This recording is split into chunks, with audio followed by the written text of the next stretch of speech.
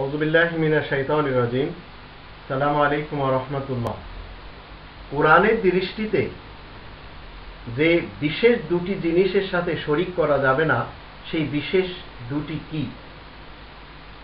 কোরআনে যদি আমরা এর উত্তর খুঁজি তাহলে 4 নম্বর সূরা আন-নিসা এর 48 নম্বর আয়াতে আমরা দেখতে পাই, এখানে বলা হচ্ছে ইন্নাল্লাহা লা ইয়াগফিরু আন ইউশরাকা বিহি ওয়া ইয়াগফিরু মা দুনা যালিকা লিমান ইয়াশা ওয়া মান ইউশরিক বিল্লাহ ফাকাদ ইফতারা ইসমান আযীমা।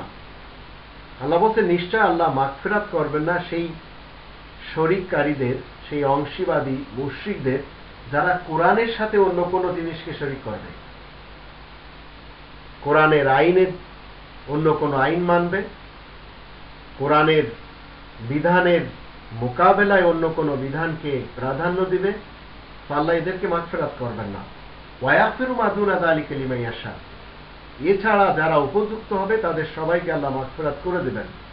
ওয়া মান ইউশরিক বিল্লাহ, আর আল্লাহ তাআলার সাথে যারা শরীক করবে ফাকাদ ইফতারা ইসমান আযীমা, সে তো বড় কঠিন পাপে লিপ্ত হয়ে গেল। তো আল্লাহ তাআলার সাথে শরীক করা যাবে না, আর আল্লাহ তাআলার এই গ্রন্থের সাথে শরীক করা যাবে না। এটা আল্লাহ তাআলার একেবারে অপছন্দ, আর এই এমন মুশরিকদের মাগফিরাত নেই। এখন আপনাকে দেখতে হবে যে আপনি আপনার জীবনে যে আইনগুলি মেনে চলছেন মুসলিম হয়ে, সেই আইনগুলি কোরআনে আছে কিনা।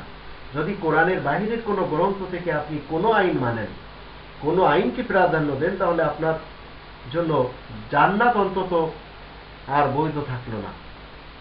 হারামাল্লাহু আলাইহিল জান্নাহ ওয়া মাওয়াহুন নার, জান্নাত হারাম করে দেওয়া হলো। মুশরিকদের জন্য জান্নাতে প্রবেশ হারাম, আর মুমিন এবং মুসলিমদের জন্য জাহান্নামে প্রবেশ হারাম আল্লাহ তাআলার পক্ষ থেকে। তো এই সুসংবাদ আল্লাহ কোরআনের মাধ্যম দিয়ে দিচ্ছেন। কোরআনের ভিতরে যত সুসংবাদের আয়াত রয়েছে সেগুলিকে আল ইনজিল বলা হয়।